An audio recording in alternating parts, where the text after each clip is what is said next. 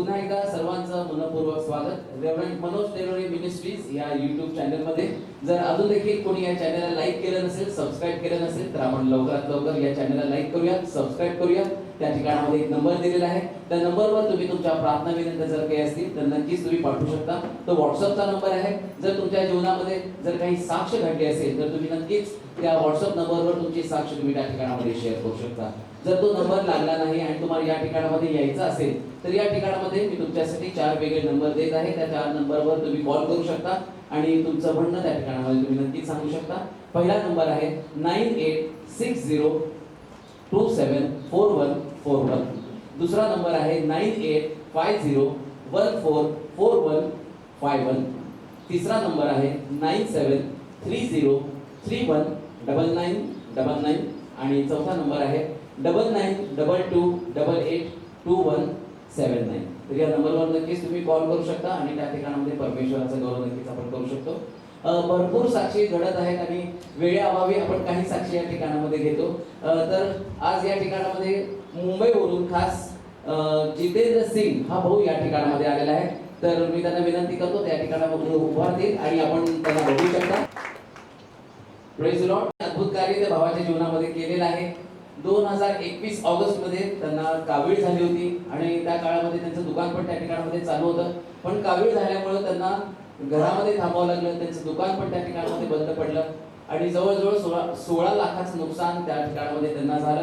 पण ह्या परिस्थितीमध्ये त्यांना रेव्हरंड मनोज तेलोरे मिनिस्ट्रीज हे चॅनल YouTube त्या ठिकाणामध्ये त्यांना मिळालं. त्यांनी ते वचन त्या ठिकाणामध्ये लावलं आणि पहिलंच वचन त्यांना मिळालं, भीती दूर करण्याचे सूत्र हे पास्टर त्या ठिकाणामधून सांगत होते. आणि त्या वचनाच्या द्वारे त्या भावाच्या जीवनामध्ये परमेश्वराने अद्भुतरित्या काम केलं, त्याचा विश्वास वाढला आणि तो अधिक ते वचन प्रत्येक वेळी बघू लागला. आणि ते वचन बघत असताना परमेश्वराने त्या भावाच्या जीवनामध्ये कार्य केलं. त्याच्या जीव आत्मा शरीराचा ताबा घेतला, पूर्ण विश्वास त्याचा वाढवला आणि खरोखर अद्भुत असे बदल त्या भावाच्या जीवनामध्ये झाले. आणि फक्त त्यांनी ते स्वतःपुरतच न ठेवता अनेक लोकांना हे YouTube चॅनल तो त्यांच्या जे समाजामध्ये त्या ठिकाणामध्ये तो सगळ्यांना देत आहे. प्रत्येकाला तो त्या ठिकाणामध्ये मारवाडी समाजामध्ये प्रत्येकाला तो ते सांगत आहे आणि परमेश्वराचा गौरव तो करत आहे. म्हणून सर्व गौरव आपण परमेश्वराला देऊ. अमृत शेला पालघर यांची सोन्याची अंगठी हरवली होती आणि त्यांनी पास्टरांना सांगितलं होतं. पास्टर त्यांनी सगळे घरामध्ये त्यांनी आधी शोधले पण त्याला कुठंच सापडले नाही. पहिल्यांदा आपण नाही का शोधतो आणि मग सापडलं नाही म्हटल्यानंतर मग आपण प्रार्थनेची विनंती देतो. त्यांनी आधी प्रयत्न केला पण अंगठी सापडली नाही आणि त्यांनी पास्टरांना फोन केला आणि त्यांनी पास्टरांना सांगितलं की पास्टर माझी सोन्याची अंगठी हरवली आहे, तर तुम्ही माझ्यासाठी प्रार्थना करा. आणि पास्टरांनी त्या ठिकाणामध्ये प्रार्थना केली फोनवरून आणि त्या भावाला ती सोन्याची अंगठी अद्भुतरित्या पुन्हा त्यांच्याकडे मिळाली. आणि त्यांनी मिळाल्यानंतर त्या अंगठीचा त्यांनी फोटो देखील त्या ठिकाणामध्ये व्हॉट्सअपवर पाठवला आणि सर्व गौरव आपण परमेश्वराला देणार आहोत. औरंगाबाद या ठिकाणातून एका बहिणीने सांगितलं होतं की त्यांचा मुलगा आणि सून यांच्यामध्ये बरेच वाद त्या ठिकाणामध्ये होत आहेत आणि त्या वादामुळे त्यांची सून माहेरी निघून गेलेली होती. आणि त्यांनी पास्टरांना फोन केला सगळं घडल्यानंतर आणि पास्टरांनी त्यांच्या मुलासाठी, त्यांच्या सुनेसाठी, त्यांच्या कुटुंबासाठी त्या ठिकाणामध्ये प्रार्थना केली आणि परमेश्वराने त्यांच्या विश्वासाप्रमाणे पुन्हा एकदा त्यांच्या जीवनामध्ये कुटुंबामध्ये कार्य केलं आणि कुठल्याही काहीही न बोलता त्यांची सून परत त्यांच्या घरी परत आली आणि त्यांचा मुलगा आणि सून हे दोघं देखील खूप आनंदाने त्या ठिकाणामध्ये राहत आहेत. म्हणून सर्व गौरव आपण परमेश्वराला देणार आहोत. एका भावाने पास्टरांना फोन केला होता की त्यांच्या पत्नीची एक नातं होती, रिया नावाची मुलगी आणि जवळजवळ बरेच महिन्यापासून तिला दुष्टात्म्याचा त्याला त्रास होत होता आणि एके रात्री ती अचानक निघून गेली आणि त्यांनी सगळीकडे नाही का सगळीकडे तिचा शोध घेतला पण ती रिया नावाची मुलगी कुठंच मिळाली नाही. आणि मग त्या भावाने पास्टरांना फोन केला. त्यांनी सांगितलं की माझ्या पत्नीची जी एक नातलग आहे रिया नावाची मुलगी आणि तिच्या असा जीवनामध्ये प्रकार घडलेला आहे आणि ती निघून गेलेली आहे घरातून रात्री आणि तिचा कुठंच पत्ता लागत नाही. आणि पास्टरांनी त्या रिया बहिणीसाठी प्रार्थना केली आणि परमेश्वराने पुन्हा एकदा अद्भुतरित्या त्या ठिकाणामध्ये चमत्कार केला आणि ती रिया बहीण स्वतःहून घरी सुखरूप पोहोचली. म्हणून आपण सर्व गौरव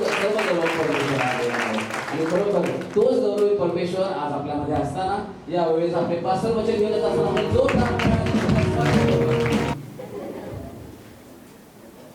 स्तुती करतो देवाची, त्याच्या पराक्रमी नावाला महिमा देतो.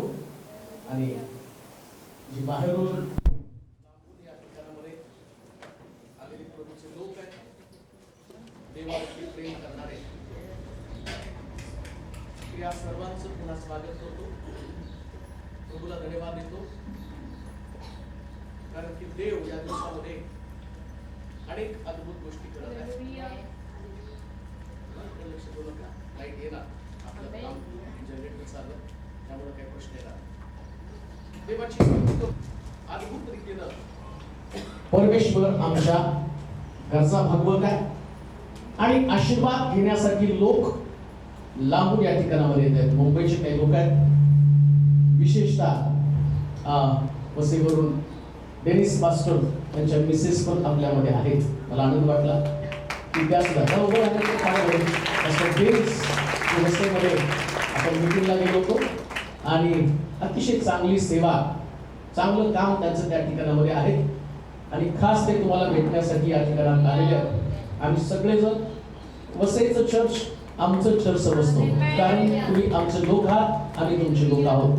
देवाची स्तुती असो. प्रभू या दिवसामध्ये अनेक लोकांच्या जीवनाचं परिवर्तन करत आहे, बदल करत आहे. एक व्यक्ती, तिला डोळे मिळाले, एक व्यक्ती चालायला लागली, कुणाचा हार्टचा प्रॉब्लेम, कुणाची किडनीची समस्या.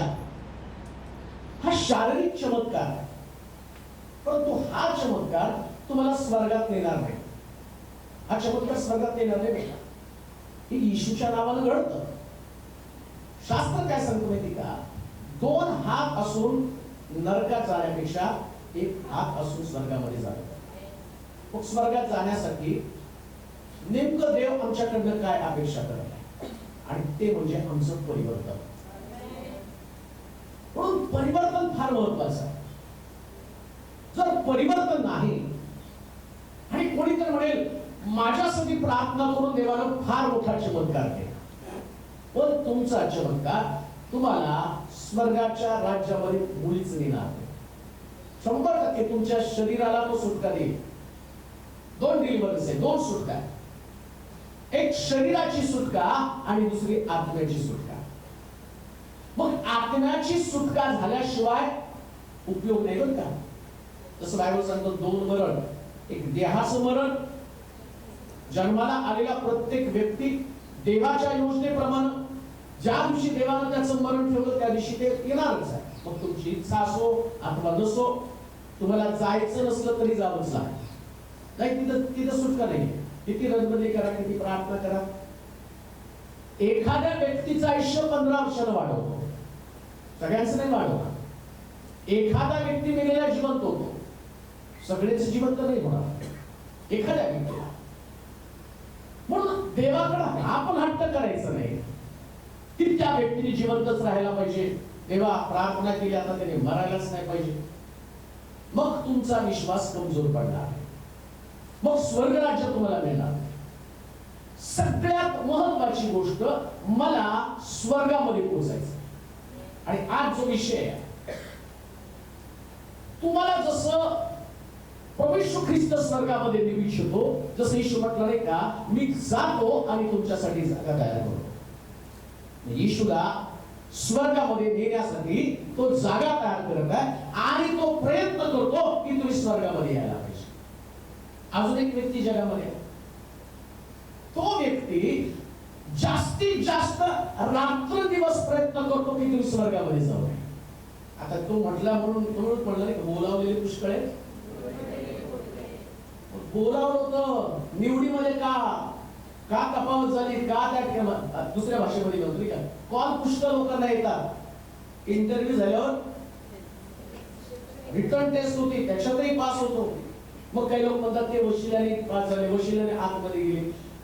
जगात वशिला चालेल, पण स्वर्गामध्ये वशिला नाही का? कारण येशू म्हणतो मीच द्वार, येशू द्वार.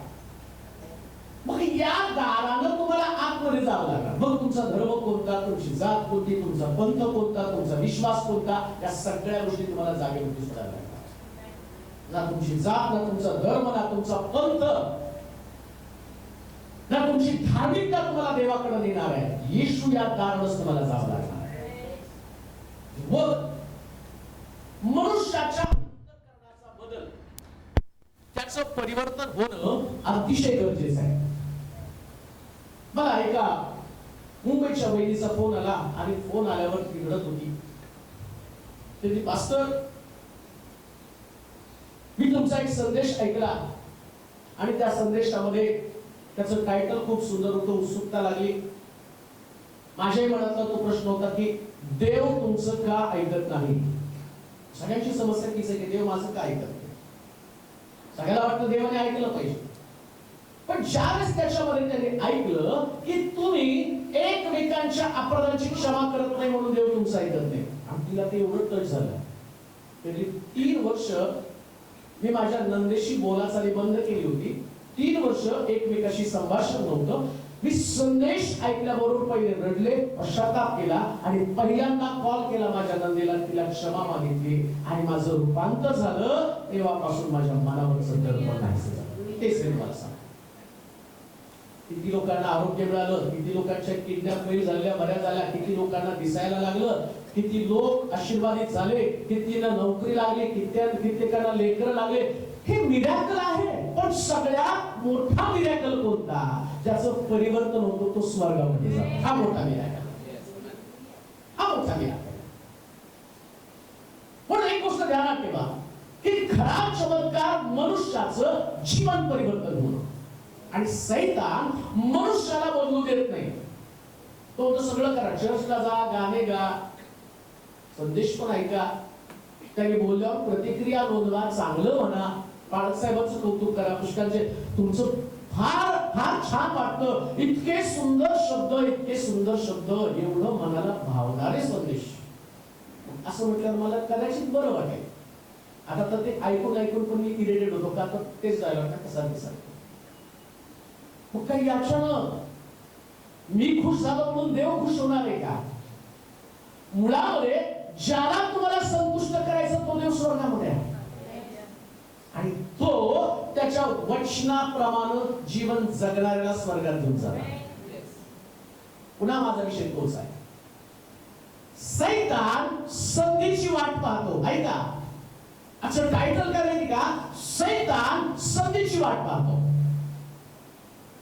तुम्ही प्रभूकडे आला, तुम्ही देवावरती विश्वास केला, तुम्ही प्रार्थना करणारे लोक आहात, तुमचा विश्वास प्रबळ आहे, युद्ध तुम्ही करत आहात, देवाचं वचन ऐकलं, साक्ष तुमच्या जीवनामध्ये घडली, साक्ष तुमच्या जीवनामध्ये घडली, याचा अर्थ त्या दिवशी तुम्ही सैतानाला हरवलं.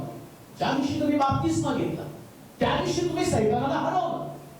मग सैतान एकदा हार मानणारा व्यक्ती आहे का? तो ठीक आहे, आता जरी तुम्हाला हरवलं तर मी पुन्हा एकदा मला चान्स मिळेल, संधी मिळेल, आणि मग मात्र मी तुझ्या जीवनामध्ये प्रवेश करून तुझं जीवन उद्ध्वस्त करून टाकेल. गांधी अलर्ट राहा, जाग राहा. सैतान गरजणाऱ्या सिंहासारखा कुणाला खावं आणि कुणाला गिळा म्हणून शोधत फिरत आहे, शोधत फिरत आहे. तुमच्या शेजारी, तुमच्या बाजूला, तुमच्या घरामध्ये आणि विश्वासणाऱ्यांमध्ये पण तो तुम्हाला सापडेल. आता ऐकणार देवाच्या वचनातून तुम्ही पाहणार लूकाचं शुभवर्तमान 4था अध्याय आणि त्याचं 13 वचन. लूक शुभवर्तमान 4था अध्याय 13 वचन वाचा. येशूने त्याला उत्तर दिले की परमेश्वर जो तुझा देव, परमेश्वर जो तुझा देव, त्याची परीक्षा पाहू नको, त्याची परीक्षा पाहू नकोस असे सांगितले आहे. असं सांगितलं आहे. मग सैतान सर्व परीक्षा संपवून संधी मिळेपर्यंत त्याला सोडून गेला. हा, आता सैतान येशूची परीक्षा घेतो आणि येशू त्या परीक्षेमध्ये उत्तीर्ण होतो. येशूने त्या परीक्षेवरती विजय मिळवला, आणि शास्त्र काय सांगतं? सैतान येशूला परीक्षेमध्ये शोधण्याची दुसरी संधी शोधत होता. जर येशूला तो संधी शोधतोय, कोणती जाडकी पद्धती.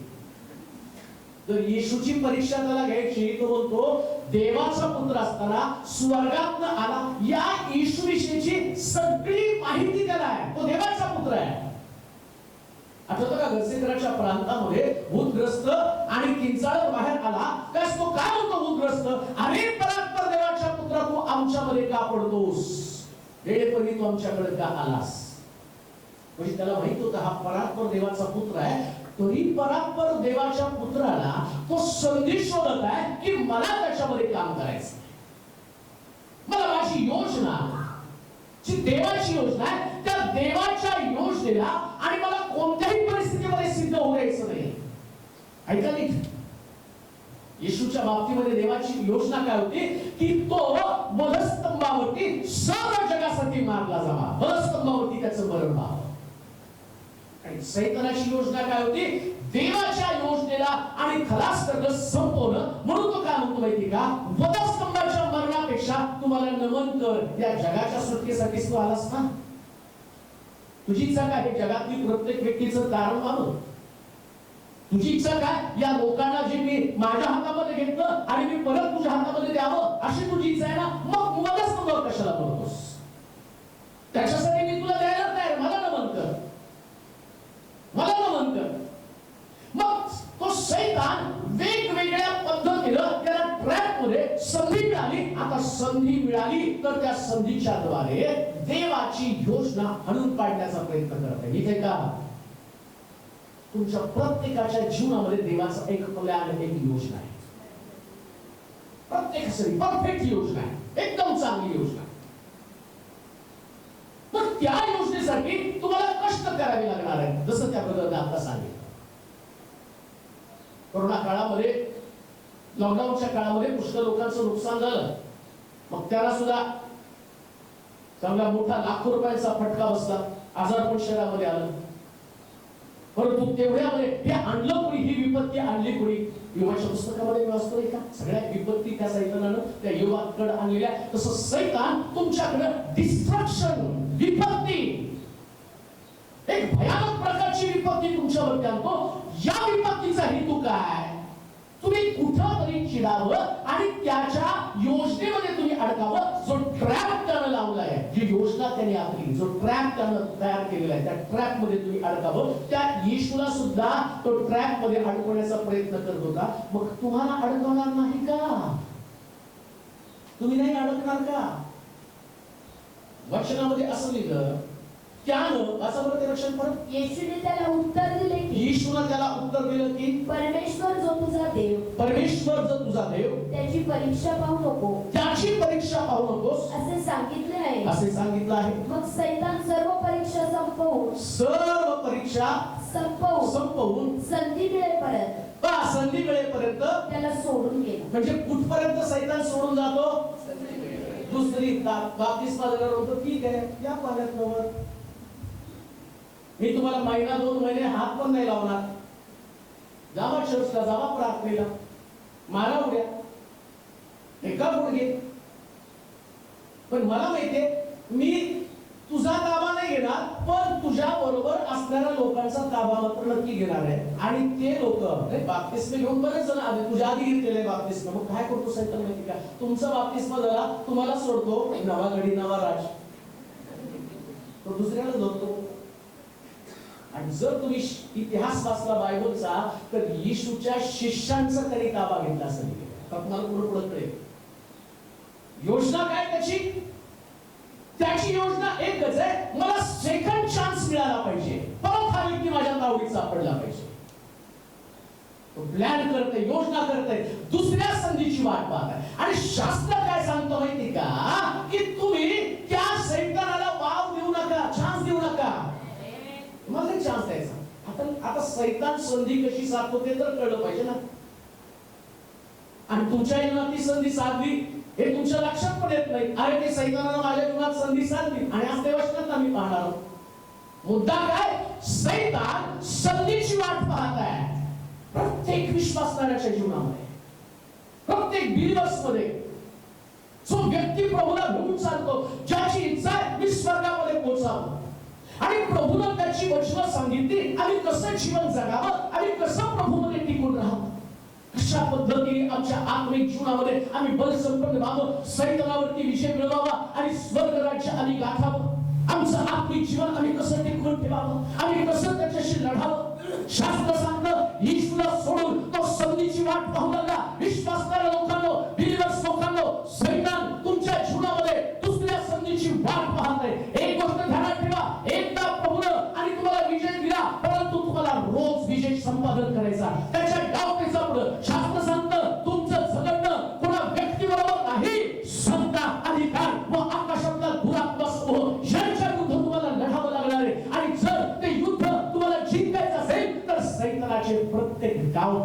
तुम्हाला ओळखता आले पाहिजे. प्रत्येक डावपेच ओळखा. शास्त्र सांगतं सैतान पुन्हा परीक्षेची म्हणजे पुन्हा एकदा त्याच्या जीवनामध्ये मोह निर्माण करण्याचा तो प्रयत्न करणार आहे. कसली परीक्षा होणार आहे? जशी येशूची 3 परीक्षा झाल्या तशा तुमच्या सुद्धा 3 परीक्षा होणार आहे. डोळ्याची वासना, देहाची वासना आणि सांसारिक परीक्षा. परीक्षा कुठं होणार आहे? डोळ्याची परीक्षा, तरुणांसाठी डोळ्याची परीक्षा. त्यांचे डोळे, एकदा त्यानं त्यांच्या डोळ्याचा ताबा घेतला. बाप्तिस्मा होत असताना तुमचे डोळे पाण्याखाली गेले, पण तो काय करतो? तुम्हाला जास्त काळ तसं ठेवत नाही. योसेफाला जसं दृष्टांत दिला, स्वप्न दिलं, पण योसेफाला पोटिफाराच्या घरामध्ये त्याची परीक्षा पाहिली, पण योसेफानं त्या ठिकाणामध्ये सैतानावरती विजय मिळवला नाही. त्याला त्या मोहामध्ये अडकला. अलर्ट राहा तरुणांनो, अलर्ट राहा, जागे राहा. तुमचे डोळे अशा कोणत्याच गोष्टीकडे सैतान आणि त्या परीक्षेमध्ये तुम्हाला अडकल आणि तो शेवटच्या क्षणापर्यंत तशाच प्रकारचा प्रयत्न करणार आहे. लास्ट मोमेंट पर्यंत, स्वर्गाच्या राज्यात जाईपर्यंत. तुमच्या लक्षात येतं का? माझ्या हृदयासारखा म्हणणारा दावीद, या दावीदाला सुद्धा या सैतानानं डोळ्याच्या परीक्षेमध्ये अडकवलं आणि मी पाहतो की आपल्या सैनिकाच्या पत्नीकडे त्याची वाईट नजर गेली आणि योग म्हणतो मी माझी नजर पुन्हा कुमारीकडे जाऊ तरी कशी गेली. काय तुम्ही पाहता? कोणती गोष्ट तुम्ही पाहता? कशा पद्धतीचं तुमचं वर्तन आहे? परीक्षा तर होणारच आहे. पहिल्या परीक्षेत विजय मिळवा, दुसऱ्या परीक्षेमध्ये विजय मिळवा, याचा अर्थ असं नाही की आता सैतान तुम्हाला तिसरी परीक्षा आणणार नाही. कधी कधी आमच्या समोर एक दोन प्रभूचे प्रसंग आल्यावर आम्हाला वाटतं अरे आम्ही विजय मिळवला. नाही हो, ते मरेपर्यंत, म्हातारा होईपर्यंत. आता तर म्हातारा होईपर्यंत परीक्षा आहे. बघितलं पेपरात तुम्ही बघितलं तर दिसतं 75 वर्षाचा म्हातारा, 22 वर्षाची पोरगी. आता कसली परीक्षा म्हणून? बघणाऱ्याची परीक्षा का करणाऱ्याची परीक्षा? परीक्षा तर होणारच, सगळ्यांची परीक्षा होणार. तुम्हाला सावध राहावं लागणार आहे, तुम्हाला मोहावरती विजय मिळवावा लागणार आहे. सांसारिक परीक्षा, डोळ्याची परीक्षा, देहाची पण परीक्षा असणार आहे. काय होतं माहिती का? जसं योगाच्या बाबतीत ऐका बरं का, तो योग काही तुझं फुकट होय बाळगत नाही. त्या परमेश्वर त्याला म्हणतो आणि तो काय म्हणतो? तू त्याच्या सर्वस्वाभोवती कुंपण करून ठेवलेले आहे म्हणून तो तुझी भीती भय बाळगतो. ठीक आहे, त्याला मी तुझ्या स्वाधीन करतो. आणि सैतानानं परीक्षा घ्यायला सुरुवात केली तर योगाच्या अंगावरती फोड आले. ही परीक्षा आहे, टेम्पटेशन आहे.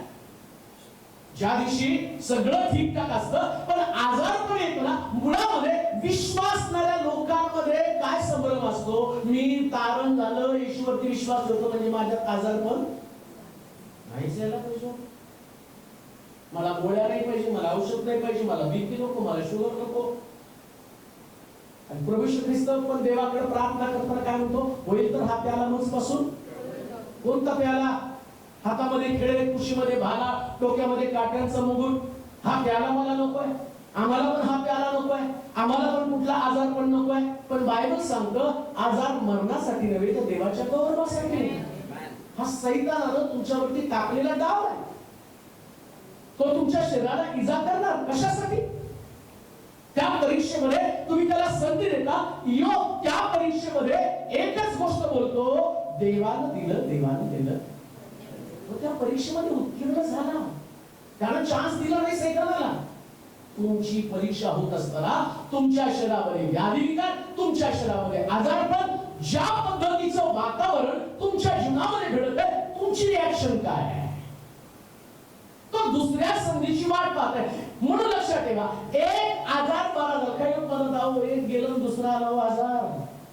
कशाला काळजी करता? सैतान चेक करतोय तुम्हाला, तुम्ही काय अशा पद्धतीचं रिॲक्शन देता. पण एक गोष्ट ध्यानात ठेवा, त्या सैतानाला नेहमी सांगायचं, अरे तू माझा शरीर जरी मारलं तरी माझा आत्मा स्वर्गामध्ये पोहोचणार आहे.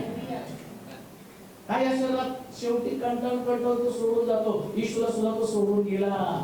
ही परीक्षेनंतर ईश्वरा तो सोडून गेला. म्हणून ज्याही परीक्षेमध्ये सैतान तुम्हाला तपासत आहे तर त्या ठिकाणामध्ये त्याच्यावरती विजय मिळवा आणि त्याच्यातून बाहेर पडा. कशा रीतीने सैतान संधी शोधत आहे आणि तुम्ही त्या संधीमध्ये कसं अडकता? सैतानाला संधी कशी देतात? चौथा अध्याय 25 पासून 27 पर्यंत वचन. इफिस 4:25 ते 27.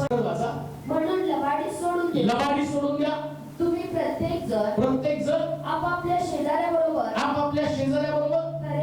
खरे बोला, कारण आपण एकमेकांचे अवयव आहोत. तुम्ही रागावा, परंतु पाप करू नका. तुम्ही रागात असताना सूर्य मावळू नये आणि सैतानाला वाव देऊ नका.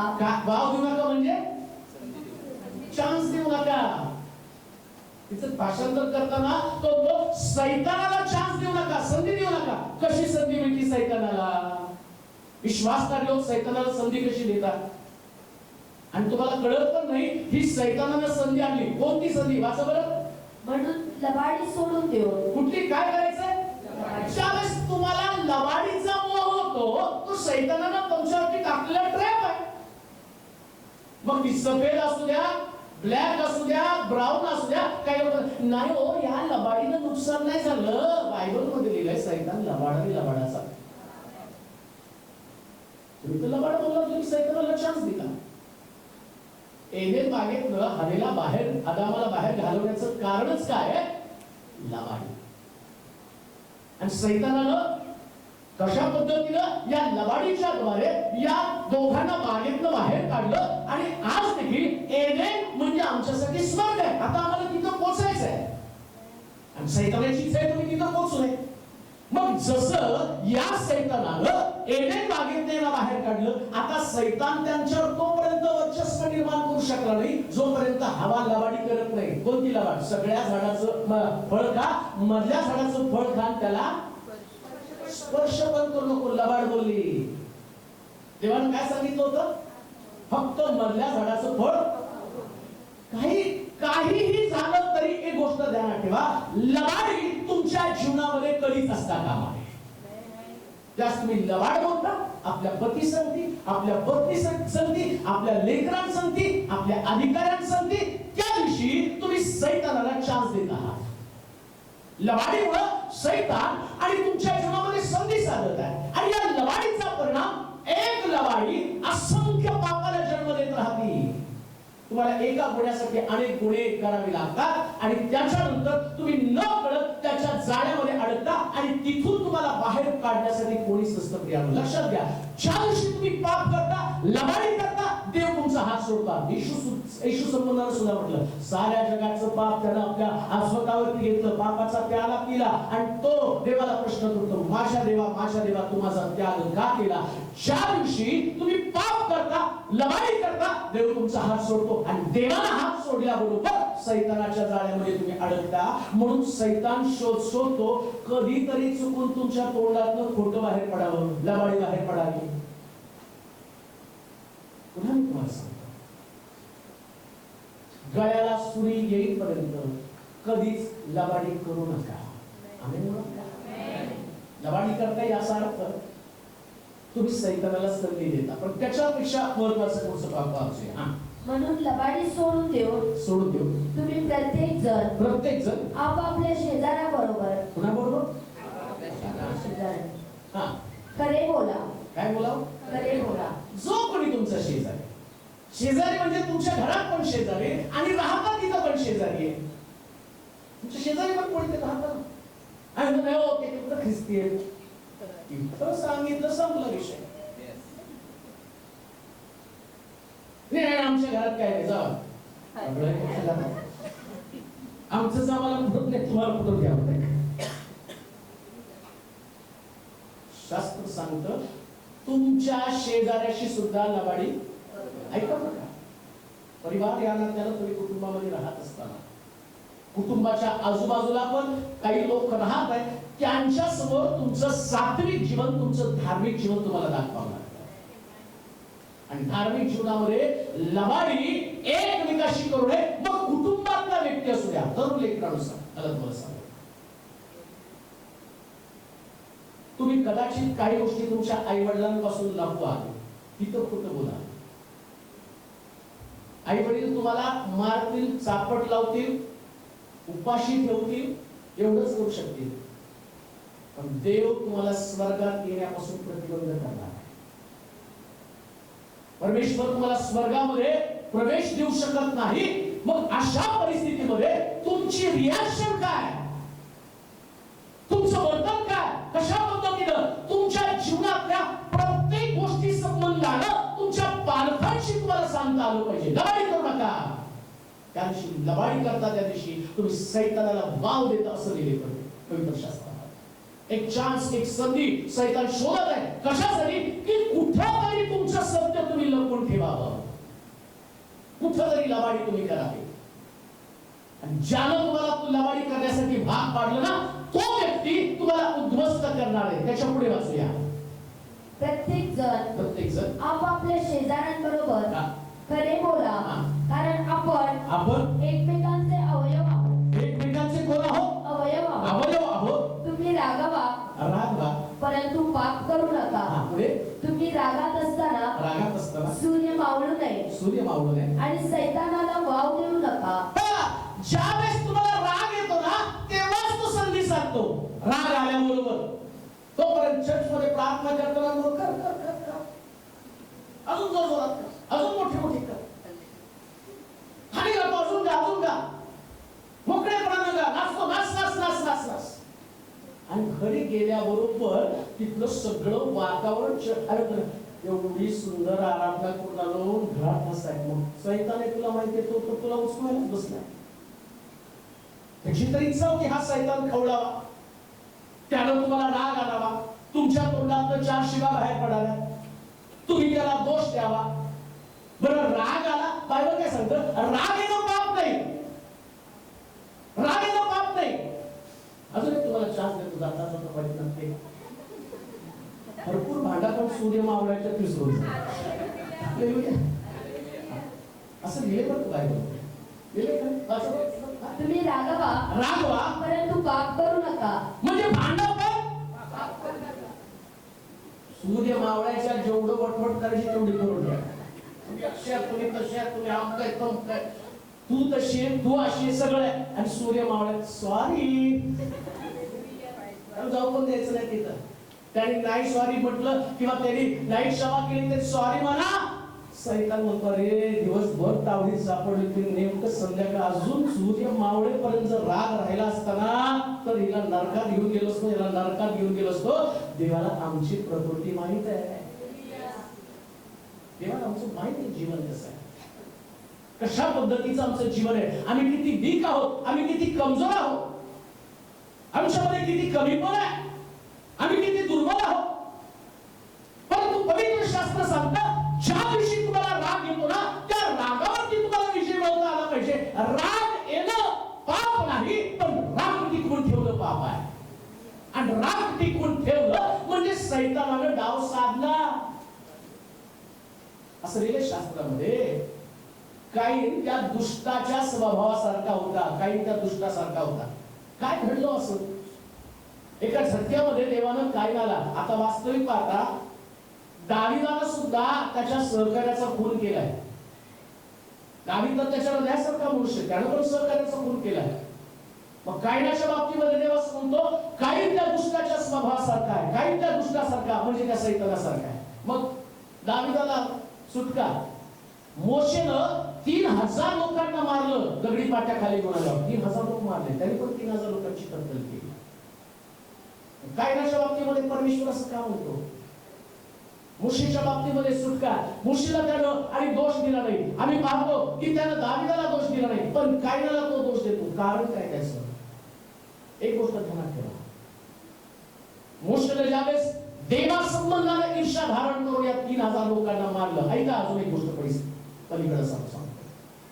त्या मोशेला पण तो राग आला, आणि राग आल्यावर आता देव मोशेला सांगत आहे, राग त्याचा साथ होता, योग्य प्रकारचा राग होता. 3000 लोकांना दगडी पाट्याखाली घेऊन आल्यावर त्यानं पाहिलं की सगळे लोक त्या मूर्ती समोर नाचत आहेत. आणि परमेश्वरानं तर आज्ञा दिली की या लोकांना मूर्ती पूजा करू नये, आणि हे लोक मूर्ती समोर नाचत आहेत. राग आला त्याला, 3000 लोकांना मारलं.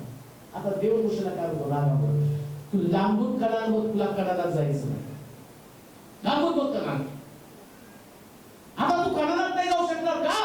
कारण तुझा राग माझ्या संबंधानं, वचना संबंधानं राग आहे, पण तू रागावला.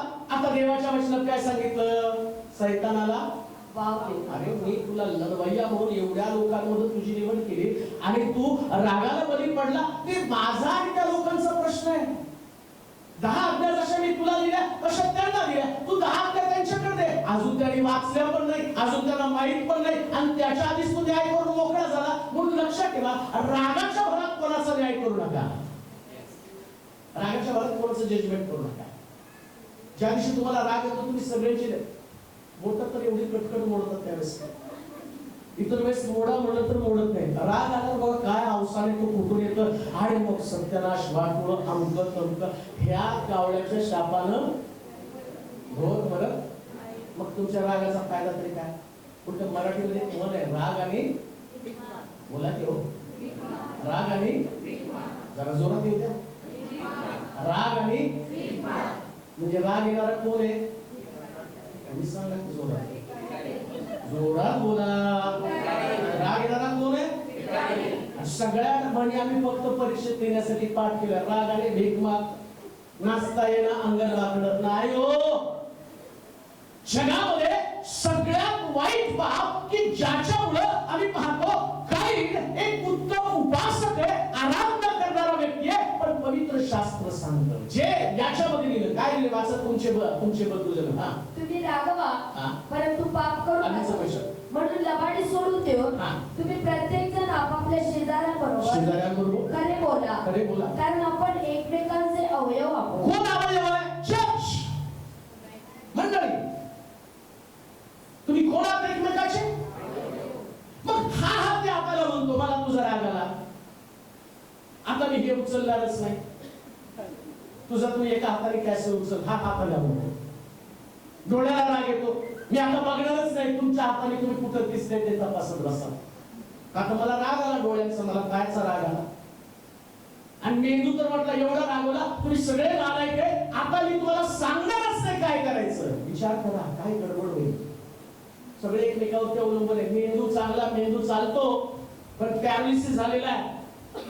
आणि पॅरालिसिस झाल्या कारणानं मेंदू म्हणतो उठ, पण उठता येत नाही. का? अपंग झालेले. तसं शरीरामध्ये आम्ही सगळेजण एकमेकाचे अवयव आहोत. आणि पवित्र आत्मा आमचा मेंदू आहे. पण जर अवयव एकमेकावरती रागावले तर बायबल सांगतं तिथं सैतानाला वाव देत आहे.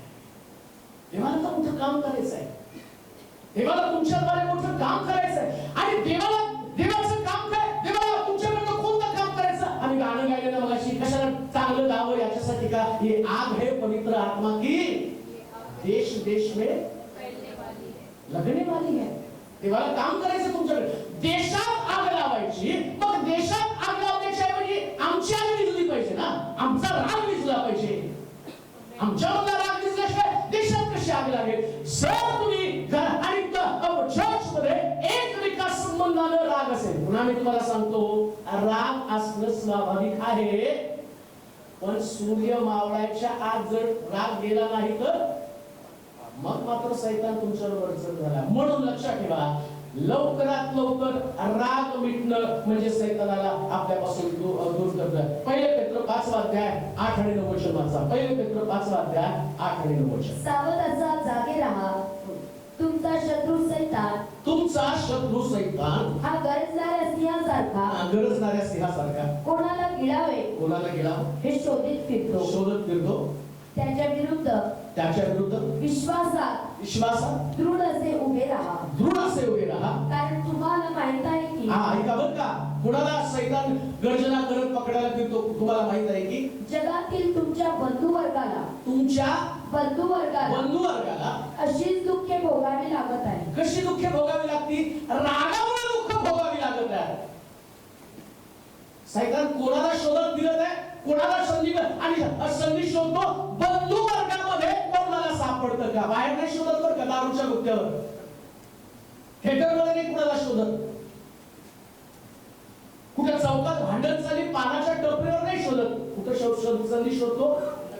म्हणजे विश्वासणाऱ्या लोकांमध्ये शोधतो. आणि तो म्हणतो याच्या एखाद्या व्यक्तीला, एखाद्या प्रदर्भाला सापडावा. येशूचे 12 शिष्य होते, पण 12 तो एकाला शोधत होतो, कोणतरी मला एवढा सापडला नाही, त्याला दोन द्यायचं. हे लक्षात. सैतान बाहेर कुठं काम करणार नाही, मंडळांमध्ये तो काम करतो. कशासाठी? मंडळांमध्ये जर त्याला चान्स मिळाला, संधी मिळाली, ऐका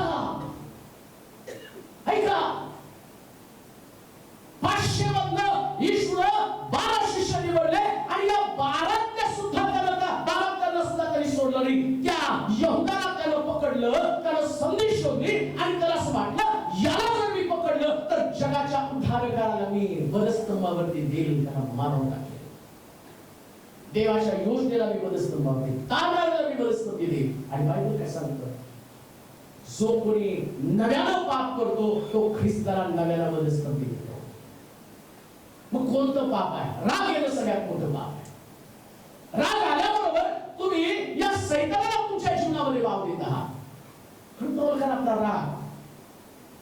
बंधुवर्गा संबंधानं, एकमेका संबंधानं जर राग आला तर तुम्ही सैतानाला त्या ठिकाणामध्ये संधी देता. दुसरी गोष्ट आपण वाचूया लुकाचं शुभवर्तमान. पहिली गोष्ट आम्ही पाहिलं राग आला की सैतानाला संधी मिळते. दुसरी गोष्ट लुकाचं शुभवर्तमान 22 अध्याय 1 ते 6 वचन. लुकाचं शुभवर्तमान 22 अध्याय 1 ते 6 वचन. यहुदाने केलेला विश्वासघात, बेखमीर भाकरीचा सण, बेखमीर भाकरीचा सण, ज्याला वलांडण म्हणतात, ज्याला वलांडण म्हणतात, तो जवळ आला होता. तो जवळ आला होता. तेव्हा मुख्य याजक व शास्त्री हे त्याचा घात कसा करावा, त्याचा घात कसा करावा याविषयी विचार करीत होते. याविषयी विचार करीत होते. कारण त्यांना लोकांची भीती वाटत होती. त्यांना लोकांची भीती वाटत होती. तेव्हा 12 प्रेषितांपैकी एक जो यहुदा ज्याला इस्करियोत म्हणत, त्याच्यात सैतान शिरला. तो मुख्य याजक व सरदार यांच्याकडे निघून गेला आणि त्यांच्या हाती त्याला कसे धरून द्यावे याविषयी त्याने त्यांच्याशी बोलले गेले. तेव्हा त्यांना आनंद झाला व त्यांनी त्याला पैसा देण्याचा करार केला. त्याला तो मान्य झाला आणि गर्दी नसेल तेव्हा त्यांच्या हाती त्याला धरून देण्याची तो संधी शोधू लागला. कोण संधी शोधू लागला? म्हणजे कुणाकडून संधी शोधायला लागला? काय वाक्य होतं त्या ठिकाणामध्ये? असं तो मुख्य याजक व सरदार यांच्याकडे निघून गेला. त्यांच्या हाती त्याला कसे धरून घ्यावे याविषयी त्याने त्यांच्याशी बोलणी केली. तेव्हा त्यांना आनंद झाला व त्यांनी ऐका, ज्या दिवशी तुम्ही लोकांना आनंद होईल असं बोलणं त्यांना सुरुवात करताना मग ते बोलणं काय ख्रिस्ताला वधस्तंभी देण्यासंबंधीच आहे का? पण कसं काय ख्रिस्ताला वधस्तंभी देतो? देवाच्या वचनात सगळं लिहिलंय. कुठल्या प्रकारचं पाप आहे, जे पाप देवाला आवडत नाही त्या पापाची चर्चा शास्त्रात दिल्याप्रमाणे मगाशी तुम्हाला सांगितलं. जो कोणी पाप करतो तो ख्रिस्ताला नव्यानं वधस्तंभी देतो. मग तुम्ही जास्त एकत्र येतात, बिलीव्हर्स एकत्र येतात, परिवार एकत्र येतात. परिवाराचं एकत्र येणं त्यांच्या चर्चेमध्ये अशी कोण व्यक्ती आहे बघा, कुटुंबात पण असतं. 4 लोक एकत्र आले ना, जे आपल्याला पसंत नाही त्याच्याविषयी चर्चा. आमच्याचं असं झालं, तमक्याचं तसं झालं, ते असे ते कसे आहेत. अरे पण तुम्ही ज्याच्याविषयी चर्चा करता याच्यामुळं तर सैतानाला वाव देत आहात. निंदा करणं पाप असं बायबलमध्ये दिलं. एकमेकांविषयी लबाडीने बोलणं, वाईट बोलणं आणि निंदा करणाऱ्या स्वर्गाच्या राज्यामध्ये प्रवेश नाही. मग तुम्ही एकमेकांविषयी चर्चा करताना त्या चर्चेमध्ये सैतान उपस्थित असतो. जसं मी पाहतो माझ्या बोलण्यानं लोकांना आनंद मिळतो. समजा मी कुणाविषयी तरी वाईट बोलत आहे, माझं त्याशी चांगले संबंध आहे, परंतु दुसरा वाईट बोलताना त्याच्या वाईट बोलण्यामध्ये मी पण त्याला वाईट बोलतो. मला माहिती वास्तव काय, सत्य काय, तो तसा नाही, ती व्यक्ती तशी नाहीये, पण तरी सुद्धा त्याला आनंद वाटावा म्हणून मी तसं बोललो, तशी चर्चा केली. मग मी बिलीव्हर्स आहे, मग मी विश्वासणार आहे. विश्वासणारा असताना तुमच्या लक्षात हे कसं येत नाही की त्या बोलण्यानं दुसरा आनंदी झाला, पण इकडे मी येशूला वधस्तंभी देण्याचं काम करत आहे का? इथं असं लिहिलं, या यहुदी लोकांना, या शास्त्री पुरुषांना येशूला धरून देण्यामध्ये मजा वाटत आहे. आणि ते पण धार्मिक लोक आहेत. 2 धार्मिक लोकांचा समूह आहे. एक स्वतः यहुदा येशूचा शिष्य आणि दुसरे शास्त्राची जाणकार असणारे लोक आहेत. ऐका, जगातली सगळ्यात मोठी समस्या कोणती आहे? सेवक सुद्धा आज याच प्रकारच्या पापामध्ये अडकून पडलेले आहेत. धार्मिक लोक पण याच प्रकारच्या पापामध्ये अडकून पडलेले आहेत. बायबल काय सांगतो माहिती का? एक विश्वासणार, एक प्रभूला घेऊन वागणारा व्यक्ती या व्यक्तीनं काय केलं पाहिजे की नेहमी देवाच्या लोकांबरोबरच असलं पाहिजे, देवाच्या लोकांसंगतीच असलं पाहिजे. जसं मी पाहतो यहुदानं संगत सोडली आणि त्याच्या विचाराचे लोक त्याला मिळाले. त्याचे विचार काय होतो? त्याचा विचार पहिल्यापासून एकच होता, पैसे मिळवणे. त्याचा विचार काय होता? तो शिष्य म्हणून आला बरं का, 12 शिष्यांमध्ये तो होता आणि 12 शिष्यांमध्ये असताना सुद्धा दान कोशातले पैसे चोरत होता. म्हणजे शिष्य झाला पण स्वभाव बदलला, बाप्तिस्मा झाला पण स्वभाव बदलला. बाप्तिस्मा झाला, शिष्य झाला म्हणजे बाप्तिस्मा झाला, बाप्तिस्मा झाला की शिष्य झाला, स्वभाव पूर्ण बदलला. आणि स्वभाव बदलला नाही, लक्षात घ्या, ज्या दिवशी तुमचा स्वभाव बदलत नाही ना, ह्या न बदलणाऱ्या स्वभावातल्या लोकांचा ताबा सैतान घेतो. कुणाला लढतो? ज्यांचा स्वभाव बदलत नाही त्या लोकांना बरोबर सैतान पकडतो. जास्त सांगतो, सैतान संधी शोधत होता आणि त्यानं यहुदामध्ये ती संधी शोधली. ऐका, अजून एक महत्त्वाची गोष्ट तुम्हाला सांगतो. प्रभू येशू ख्रिस्त, सगळा वृत्तांत तुम्हाला माहिती आहे. आता मला परत गुड फ्रायडेकडे जायचं नाही, पण या गोष्टी किती साम्य आणि हे पाप कधी घडतं, नेमकं सैतान कुठं कुठं संधी साधतो आणि कुठं कुठं आम्ही चुकतो हे ऐका बरं का. फार रंजक आहे. मी याच्याविषयी विचार करत होतो ना, त्यास मला कळलं जगात सगळीकडे सेम टॉपिक, सेम आणि रोजच्या जीवनाशी आमच्या निगडीत असणाऱ्या या गोष्टी. येशू ख्रिस्त वरांगणाचं भोजन करत असताना असं लिहिलं त्या ठिकाणामध्ये, पण तुमच्यातला एक जण मला धरून देईल, तो माझ्या ताटामध्ये हात घालेल आणि मग मला भोजन देईल, माझा घास घालील आणि माझं चुंबन घेऊन निघून जाईल. आणि असं लिहिलं. यहुदा आला, त्यानं ताटामध्ये हात घातला, येशूला घास चारला, चुंबन घेतलं आणि निघून गेलं. आणि तिथं असं लिहिलं, मग सैतान त्याच्यामध्ये शिरला आणि येशू त्याला काय म्हटलं माहिती का? जा, तुझं काम तू कर. अजून एक गोष्ट पहा, एक मोठा संजीवन प्रेषितांच्या काळामध्ये आलं. मला ते वचन वाच म्हणजे तुम्हाला कळेल. प्रेषितांचे कृत्य 6 अध्याय 1 आणि 2 वचन वाचा. हा, हे जेवणाचा कारभार किती डेंजर असतो बघा. हा, त्या दिवसात शिष्यांची संख्या वाढत चालली असता हेलेनी आणि यहुद्यांची इब्री लोकांविरुद्ध कुरकुर सुरू झाली. कशावर? कारण रोजच्या वाटणीत त्यांच्या विद्वांची उपेक्षा होत असे.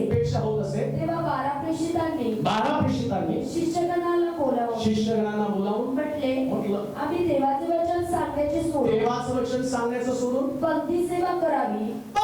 इथं संजीवन आलं आणि सैतान कुठे शिरला? जेवताना. आणि येशू ख्रिस्त वधस्तंभी जाण्याच्या अगोदर तिथं पण वरांगणाचं भोजन आणि तिथं पण सैतान कधी शिरला? आणि लग्नात पण भांडणं कधी होतात?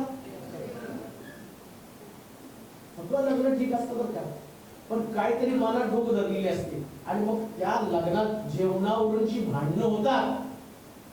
आम्ही नवऱ्याकडचे, तुम्ही नवऱ्याकडे, दोघांना तेच देणार आहे. प्रेषितांच्या काळामध्ये संजीवन असताना, मोठा रिवायवल असताना असं लिहिलं, त्यांच्यामध्ये रोज नवीन लोकांची भर पडत होती. ठीक आहे का? शिव ज्या लेवलला तुम्ही चालले, चर्च एक मंडळी येणार, वाढतं, चर्च वाढतं, मंडळी वाढती. त्या सैतानाला कळतं, अरे हे माझं राज्य खालसा करायला निघालेले आहे. लांबून लोक यायला लागलेत, इकडून तिकडून यायला लागलेत, पैशाचा विचार करायला तयार नाही. त्या काळात तसंच होतं, सगळी प्रॉपर्टी विकत होते आणि प्रेषितांच्या अक्षराला नाही, आम्हाला ते लोक आहे, आम्हाला वचन आदेश नाही. आणि जेव्हा असं सगळं वातावरण सुरू झालं, तेव्हा काय झालं माहिती का? त्यांच्यामध्ये यहुदी आणि हेलनी यांच्यामध्ये जेवणावरून वाद सुरू झाला आणि वाद सुरू झाल्याबरोबर इकडे सैतानाने संधी साधली. म्हणून मेडिकल पण सांगतं जेवताना शांतपणे, बायबल पण काय सांगतं? शांत जेवण का? मेडिकल पण काय सांगतं? जेवताना. या प्रेषित लोकांच्या काळात लोक शांतीने जेवणा ताटात बघायला लागले. त्याला मटणाचे तुकडे जास्त, आम्हाला कमी. संजीवनाच्या दिवसात बरं का रिवायवल आलेला आहे. रिवायवल आलेले, लोक बदलायला लागलेले, लंगडे चालायला लागले, आंधळे बघायला लागलेले, सावलीने लोक बरे व्हायला लागले. इतके मोठे चमत्कार सैतानाला कळलं, अरे हे बघता बघता जग जिंकणार आहे. एक सुद्धा ठिकाण असं शिल्लक राहणार नाही जिथे हे लोक पोहोचणार नाही. तो संदेश शोधू लागला, आता मला यांच्यामध्ये उद्ध्वस्त करण्याचं काम कसं मिळणार आहे. शास्त्र सांगतं, गरजणाऱ्या सिंहासारखा कोणाला खावं कोणाला गिळावं म्हणून तो टपलेला. आणि इकडं इतकं मोठं संजीवन असताना इकडं जेवणावरून भांडण चालली. आणि त्या ठिकाणामध्ये ही वार्ता आम्ही पाहतो प्रेषितांच्या कानावरती गेली आणि प्रेषित लोकांनी बैठक बसवली आणि त्यांनी ओळखलं सैतानाचा हा डाव आहे. हे लोक आत्मिक जीवनात पुन्हा दैहिकतेकडे आलेले, यांचं दैहिक जीवन जागं झालंय. आणि पवित्र शास्त्र सांगतं, ज्या प्रेषितांनी त्याला बोलवलं आणि त्याला म्हटलं, अरे आता आम्ही वचनाची सेवा बंद करू, काय पंक्तीची सेवा करावी का. कारण त्याला ठाऊक होतं हा जो वाद आहे तो अशाच पद्धतीने वाढत राहील आणि एक दिवशी देवाच्या वचनाच्या कामाला खीळ बसेल. एक गोष्ट ध्यानात ठेवा, चार्ल्स चर्च या नात्यानं, परिवार या नात्यानं देव तुमचा परिवार वाढवत आहे, तुमच्या परिवारामध्ये आशीर्वाद देत आहे, तुमच्या घरामध्ये आशीर्वाद देत आहे,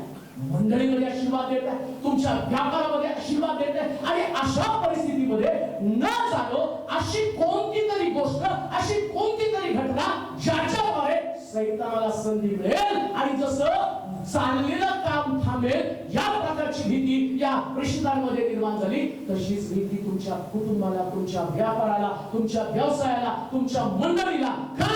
कारण त्याच्यामध्ये सैतानाने डाव साधला. तसं तुमच्या जीवनामध्ये सैतानाने डाव साधू नये याची खबरदारी तुम्हाला घ्यावी लागते. यहुदानं जवळची जागा, हे तर किती मोठी जबाबदारी त्याच्यावर. इतके विश्वासू लोक त्या ठिकाणात होते, पण त्या सगळ्याला बाजूला काढून येशूनं यहुदावरती खजिन्याची चावी दिली. आणि बघा येशू कसला पाळत होता. तो विचारत पण नव्हता किती आला आणि त्याला माहित पण होतं हा पैसे चोरतो, तरी सुद्धा येशूनं त्याला धरून बोलला नाही. का? कारण त्याला माहितीये हा दैहिक माणूस आहे, त्याला ती गोष्ट लागणारच आहे, हा करतच राहणार आहे. आणि येशूला हे पण माहिती होतं एक जर मला धरून देणार आहे ना, सैतान याचाच ताबा घेणार आहे. सांभाळा, काही पाप तुमच्या जीवनामध्ये असे आहेत त्या पापाला देव कधी प्रतिबंध करणार नाही. पण प्रभूला हे पण ठाऊक आहे याच पापामुळे सैतान तुमच्या जीवनामध्ये संधी साधणार आहे. आणि सैतानाला एकदा चान्स मिळाला की तुमची एवढी मोठी जागा एका क्षणामध्ये जाऊन, आता येशू त्याच्या संबंधाने म्हणतो तो जन्मला नसता तर तो दिवस धन्य झाला असता, तो जन्मलाच नसता तर बरं झाला असता. एवढी मोठी जागा म्हणून, एवढं मोठं स्थान म्हणून शास्त्र सांगतं यहुदामध्ये शिरण्याची त्यानं आणि संधी साधली. अजून एक गोष्ट तुम्हाला सांगतो, कधी सैतान संधी साधतो नीट ऐका बरं का, हा सुंदर इंटरेस्टिंग आहे. सैतान कधी संधी साधतो ऐका, लक्ष द्या तुमचं सगळं माझ्याकडे. तो बरांगणाचा सण, कुठला सण होता? आणि सैतान संधी कधी साधतो? सणात. बरोबर सणामध्ये संधी साधतो. सणामध्ये आमच्या लोक मध्ये वर्षात एकदा ढोसा, वर्षात एकदा चला पिक्चरला, वर्षात एकदा चला एकत्र येऊन भांडण बसू. सणातच भांडण होतात बघा, इतर मी होत नाही. सणात एवढी लागते. आणि मग आम्ही जाताच करतो आता पुढच्या वर्षी तुमच्याकडे येणारच नाही, सणा नाताळाला येणारच नाही. बिचारी सगळं वर्षभर 60 वर्ष एकत्र आल्यावर यांची काय यांना कळत पण नाही. हो, त्यांनी बरोबर प्रवेश केला आणि त्यानं कुणाचा प्रवेश केला माहिती का? यहुदामध्ये प्रवेश केला. तसं तो कोणा तरी एकामध्ये प्रवेश करतो. म्हणून सणाच्या दिवसात पण आम्हाला स्वतःला सांभाळायचंय. मग म्हटलं तुम्ही सण साजरा करा पण सात्विकपणे आणि खरेपणा. खायचं प्यायचं म्हणून नाही, खायचं प्यायचं म्हणून सण नाही. सण कशासाठी? प्रभूने आम्हाला तारण दिलं, हे सगळ्यात मोठा सण आहे आणि ते रोजच आहे आमच्याकडे. मग नारायण बाबा टिळक पण म्हणतात ख्रिस्त जयंती रोज या पुढे आईसे गणिता का. आता रोजच ख्रिस्त आहे, ख्रिस्ताचा जन्म रोजच आहे. तो माझ्यामध्ये, मग आपोआप माझ्यामध्ये ते परिवर्तन होतं. म्हणून सणामध्ये पण हा सैतान काम करतो. एकत्र याल. आता जर पवित्र शास्त्रामध्ये तुम्ही बघितलं, प्रेषितांच्या काळामध्ये लोक एकत्र जमत होते, पवित्र आत्म्याचं सामर्थ्य त्यांच्यामध्ये होतं आणि त्यांच्यामध्ये हजारो लोकांचं परिवर्तन होतं. मग आज आमच्यामध्ये त्यास आम्ही एकत्र येतो, त्याची रिॲक्शन काय? भांडण वाद आहे का पवित्र आत्म्याचं सामर्थ्य आहे? पवित्र आत्मा काम करते का? सैतानाला शिरण्याची संधी त्या ठिकाणी मिळाली. त्यानंतर तिसरी गोष्ट वाचूया, दुसरे करंदीकराचं पत्र, दुसरा अध्याय 10 आणि 11 वचन. दुसरे करंदीकराचं पत्र दुसरा अध्याय 10 आणि 11 वचन. ज्या कोणाला तुम्ही एखाद्या गोष्टीची क्षमा करिता त्याबाबत मीही क्षमा करितो.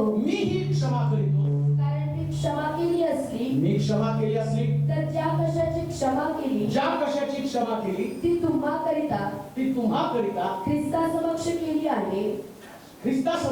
आहे. अशा हेतूने की आपल्यावर सैतानाचे वर्चस्व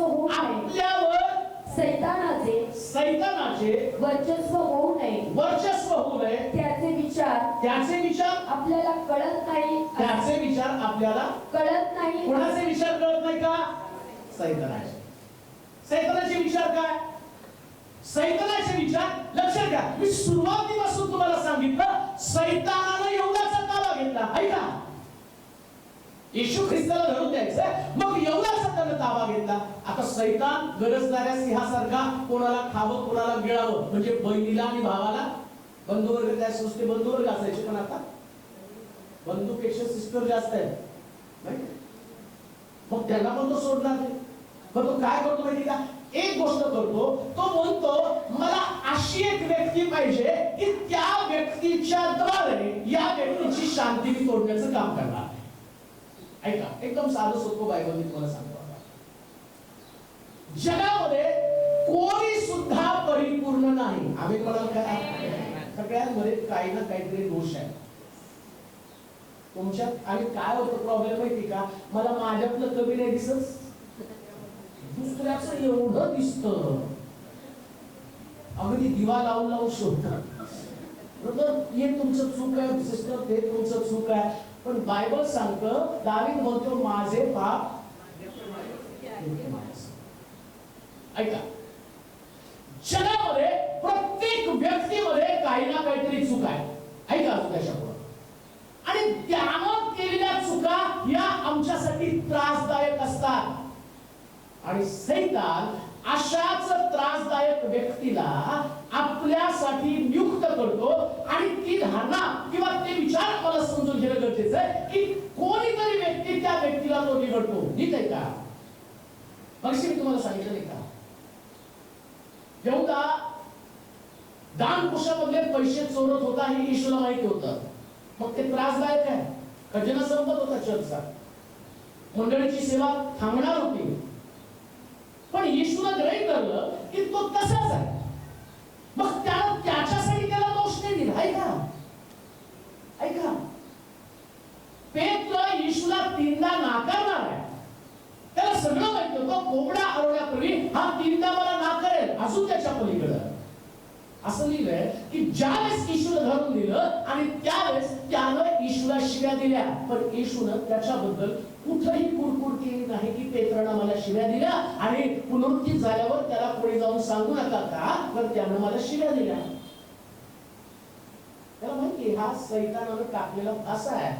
त्या जाळ्यात हे लेकरू अडकलेलं आहे, पण माझं लेकरू मला त्याच्यातून सोडून आणायचं.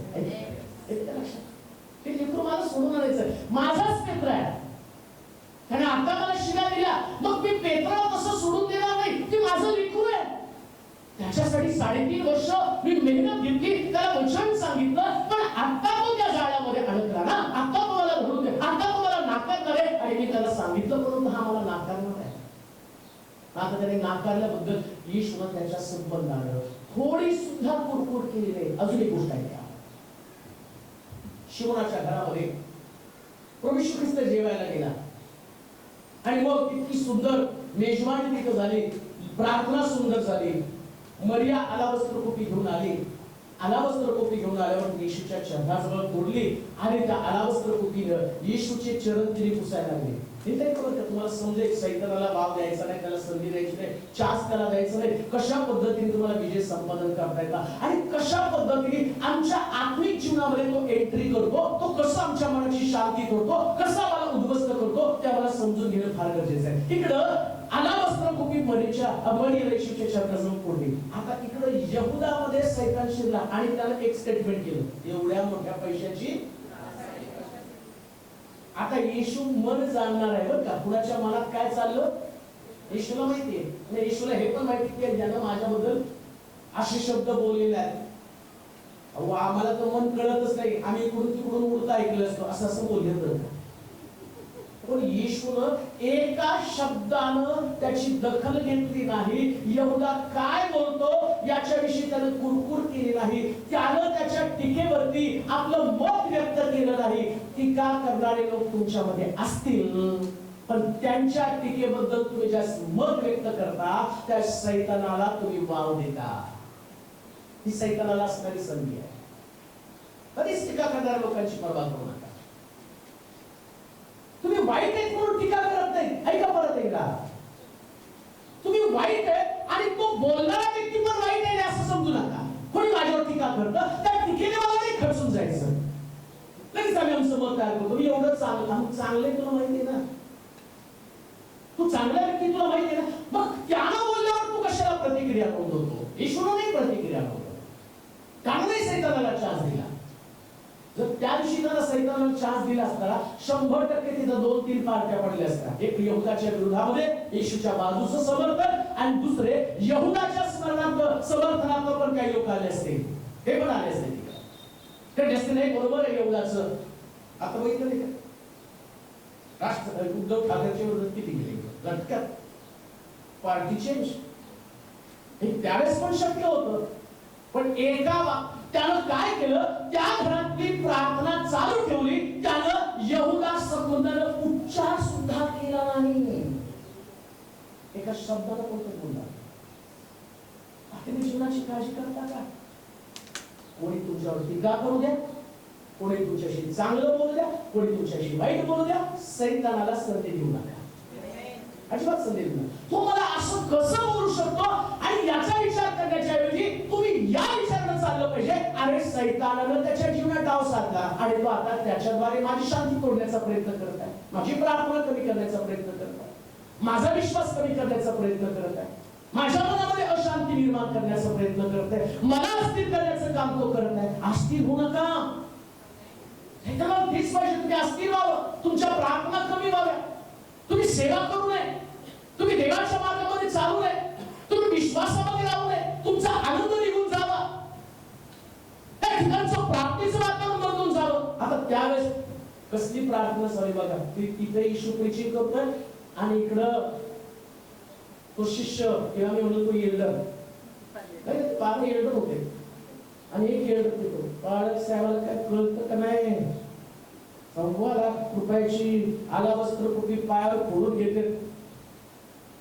ईश्वर एका शब्दात बोलला, एकच वाक्य बोलला, त्याचं देत त्यानं सांगितलं, गोरगरीब नेहमी तुमच्या बाजूला असतील, हे माझ्या उत्तर कार्यासाठी केलं. आपल्या जीवनाचं समर्थन करत असताना अशाच पद्धतीने करा. आणि सगळे जण या जगामध्ये मरण्यासाठी आलेलो आहोत. कोणी म्हणतं काल या जगामध्ये राहणार नाही. कुठपर्यंत तुम्हाला या प्रकारच्या प्रश्नाला तोंड द्यायचंय, कुठपर्यंत या प्रकारच्या टीका तुमच्यावरती होणार आहे, जोपर्यंत तुम्ही जिवंत आहात. पण एक दिवशी हे जग सोडून गेल्यावर स्वर्गामध्ये तुमच्या पाठीवरती शाबासकीची थाप असेल. त्यासाठी जगायचं. एकमेकाच्या टीकांबद्दल आणि त्याच्यानं तुम्ही रिॲक्शन देत जाऊ नका. पुन्हा मी तुम्हाला सांगतो, रिॲक्शन कधीच देऊ नका. ह्याच्यानं तुम्ही सैतानाला वाव देणार आहात. आता चौथी गोष्ट वाचूया. चौथी गोष्ट, दुसरे शमूएल 11:1-4 वचन. दुसरे शमूएल 11:1-4 वचन. अजून एक मुद्दा आहे, पण शेवटचा मुद्दा आपण तो पाहूया. राजे लोक युद्धांच्या मोहिमेस जातात. त्या समयी वर्षारंभी दाविदानं यवाबास त्याच्याबरोबर नोकर चाकर सर्व इस्रायल लोक यास पाठवून दिले. त्यांनी हा अमोल्यांचा संहार करून हा रब्बा नगरात वेढा रब्बा नगरास वेढा दिला. पण दावीद दावीद राहिला. हा तो दावीद यरूशलेमेत यरूशलेमेतच राहिला. ऐका फार सुंदर आहे. हा संध्याकाळच्या समयी दावीद दावीद पलंगावर उठून राजमंदिराच्या गच्चीवर जाऊन फिरू लागला. तेव्हा एक स्त्री स्नान करीत असता त्याने तेथून पाहिली. ती स्त्री दिसायला फार सुंदर होती. दिसायला खूप सुंदर होती. मग दावीदाने साखर पाठवून त्या स्त्रीविषयी विचारपूस केली. तेव्हा कोणी म्हटलं ती अलियामाची कन्या उरिया हित्ती त्याची बायको बतशेबा आहे ना. तेव्हा दावीदाने जासूस पाठवून तिला बोलावून आणले. आता आणखी एक ठिकाणामध्ये सैतानाला आपण संधी देतो. ऐका नाही, सैतान कधी संधी शोधतो माहिती का? जसं इतिहास लिहिलं, देवाला एक नियम दिला होता. प्रत्येक इस्रायल व्यक्तीनं, इस्रायलच्या राजानं वर्ष सुरू झालं की त्याने युद्धाला जायला पाहिजे. पण दावीदानं या असणाऱ्या आज्ञेकडे, देवाच्या सूचनेकडे दुर्लक्ष केलं आणि परिणाम काय झाला? तो घरीच थांबला.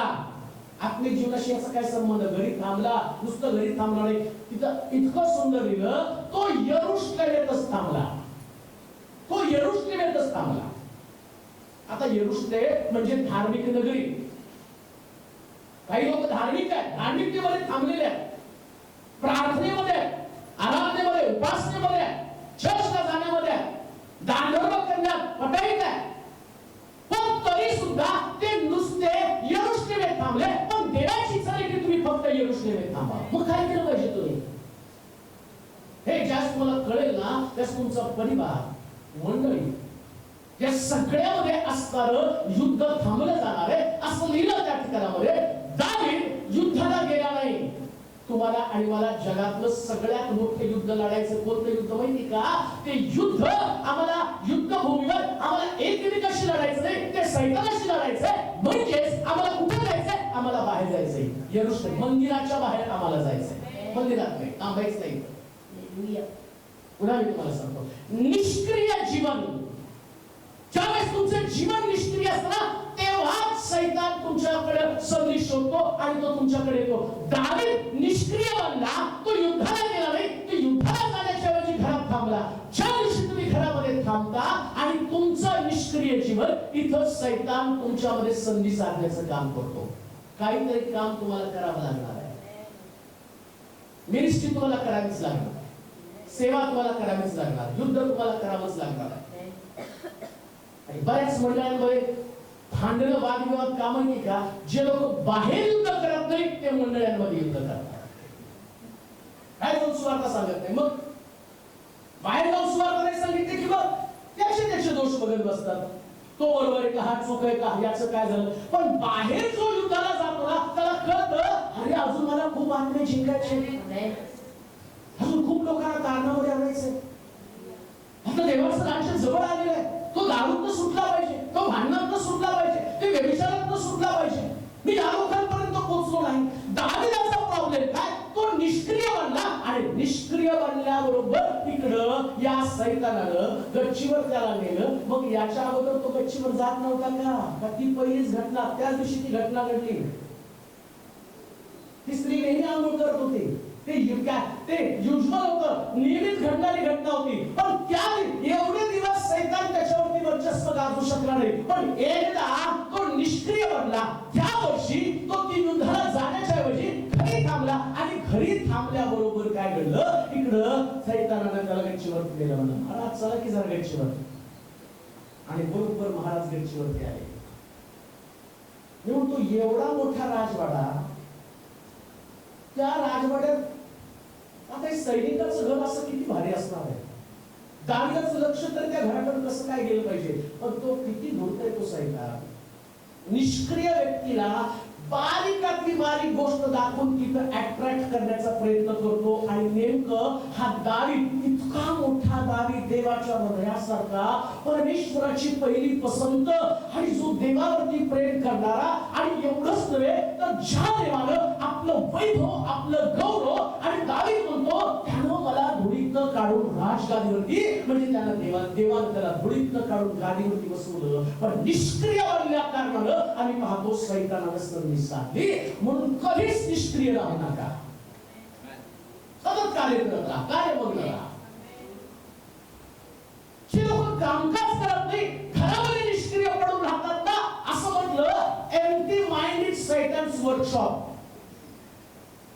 रिकामं डोकं सैतानाची काहीतरी काम करत राहा धंदा चालू द्या बंद होऊ द्या पण करत राहा धंदा कामात पगार मिळू द्या अथवा काय पगार कमी आहे तिकडे असं काय तू पीएचडी केली तुला लाख रुपये पगार मिळाला पाहिजे फक्त तो घरी बस म्हटलं की तंबाखू आली मग दारू आली मग जुगार आली मग भांडणं आली मग मारामारी आल्या मग आपल्या लोकांना घरातल्या लोकांना त्रास देणं आलं का कारण तुम्ही निष्क्रिय बनलेला आहात आणि तो निष्क्रिय असणाऱ्या माणसाच्या गप्पा तुम्ही कधी कधी ऐका मोदीला काय कळत नाही शिंदेच काय खरं नाही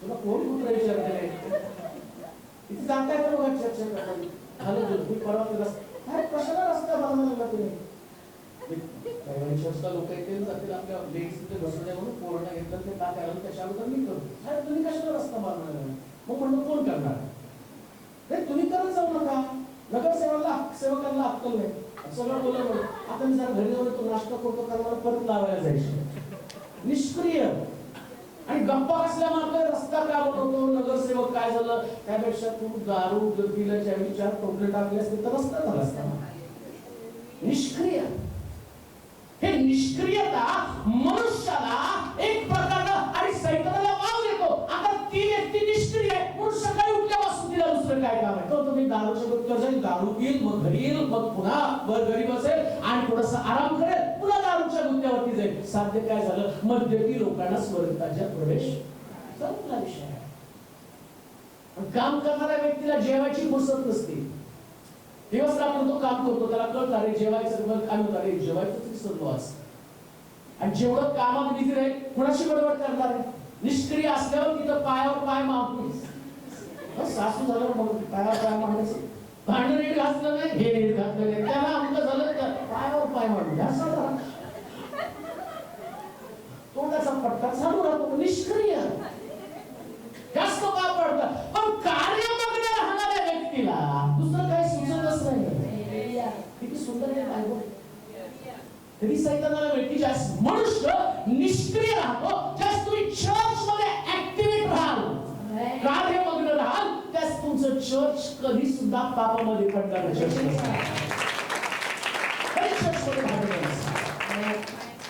प्रत्येक जण सेवा करत आहे प्रत्येकाला ओझं काय लढायचंय आत्म्या जिंकायचे दुसरा कोणताच उद्देश नाही पण ज्या दिवशी चर्च मध्ये आत्मे जिंकणं नसतं त्या दिवशी किती पैसा आला किती गेला यानं किती खाल्लं त्यानं किती खाल्लं पहिला खजिनदार चोर दुसरा त्याच्यावर चोर तिसरा आलेला त्यानं पण खाल्ले चौथा नेमला त्यानं अरे सगळेच खातात बस अरे जेवढाने खाल्ले तर तुम्ही कशाला आहे बाकी त्याच्या नावाने येशूने त्याला काय बोललं यांनी काय खाल्लं त्यांनी काय खाल्लं बसा काम कर जाऊ बाहेर जा आतने जिंकायला गेल्यावर कळतं या पैशाची किंमत काय आज आम्हाला कळली जे पेरलं त्याच्याद्वारे महाराष्ट्र भारत आणि जगाचा कानाकोपरा पेटून जातो याला म्हटलेलं मिनिस्ट्री याला म्हटलेलं सेवा म्हणजे बाहेर जाऊन आतने जिंकणं जी मंडळी निष्क्रिय ती मंडळी वादामध्ये आणि त्या मंडळीमध्ये सैतान काम करतो जसं मी पाहतो या दाविदामध्ये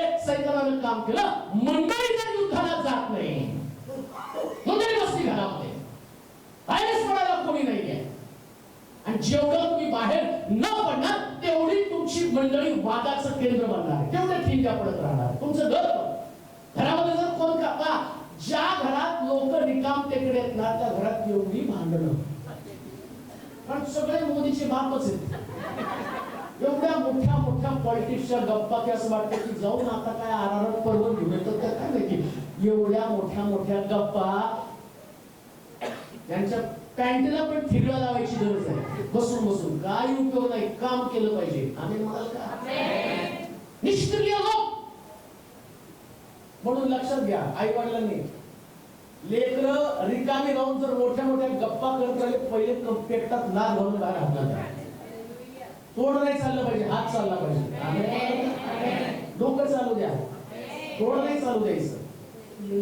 एवढं फुकटच्या फालतू वाफाच्या गप्पा मारतील ना, लाखाच्या वाफाच्या, तोंड सडका त्यांचं चांगलं फडाफडा. अभ्यास करू, बाकीचं नको सांगू. राजकारण अमकं तमकं, या हिरो ती हिरोईन मातीत घाल करणार. हे पैसे कमवते.